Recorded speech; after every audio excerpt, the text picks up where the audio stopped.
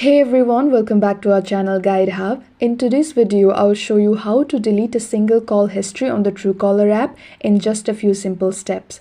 If you want to remove a specific call log, this guide is for you. So let's get started. Unlock your phone and open the Truecaller app.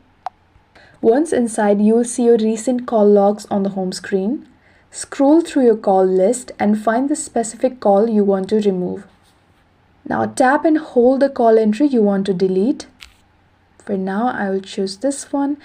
A delete trash bin icon will appear at the top right corner of the screen. Tap on it and tap on delete to confirm the deletion. And yes, that's it. You have successfully deleted a single call history on Truecaller. If you found this video helpful, don't forget to like, subscribe and hit that bell icon for more tech tips. If you have got any queries, drop them in the comments below.